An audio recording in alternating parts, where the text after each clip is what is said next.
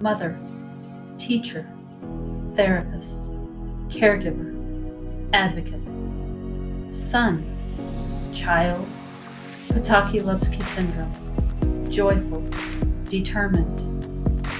Is it my story or his? Life is about moments, big ones and small, that change our lives. November 11th, 2011.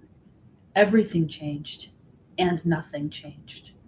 I was in Breckenridge with my friends when the neurologist called. My heart sank. She wanted to talk to both my husband and I, and it was 4 o'clock on a Friday. The test results were back early. Eli has Potocki-Lupski syndrome, or PTLS as it's also known. At the time, one of a few dozen cases known in the world. Until that point, I had hung on the hope that everything was going to be okay. That night, alone, in an unfamiliar room, I sat crying, panicking, and lamenting all the words of reassurance from the previous 18 months. I read and reread the one article that existed on PTLS. In the days, months, and years to follow, we began the process of our new normal.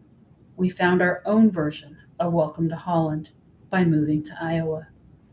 Day to day, our lives revolved around therapy and doctor's appointments, while trying to maintain some sense of normalcy for our other boys. Sandboxes and tricycles and trampolines have found their way into our house to help Eli learn the next skill or to keep him from falling even farther behind.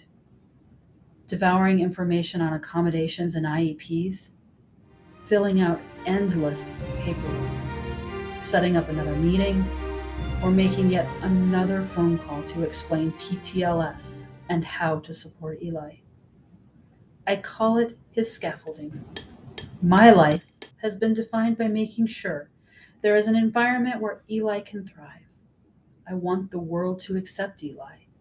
I want them to see what I see: his determination, his infectious joy. He is kind, and everyone is a friend. He loves life. He dances in the rain when everyone is watching. Each year brings more hope, more challenges, and the continual push for independence. Moments that define his story and mine. Since those early days in the NICU, I have fought for him, driven by what happens at 18 and beyond. Will he be able to work? Where will he live? Is my retirement for 2 or 3? We are getting ever close to his life as an adult. My role as advocate is giving way to his role as self-advocate. How do I help him find his words, to plan for and live out his dreams? Our story began with his dad urging him to take his first breath. Come on, little guy, show us you can do it. Cry. As I lay across the hospital room, struggling to see what was happening.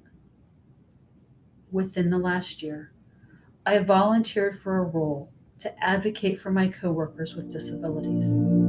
I took this on because I wanted the same opportunities for them that I hope Eli has when he turns 18. This is another moment, a turning point in our story.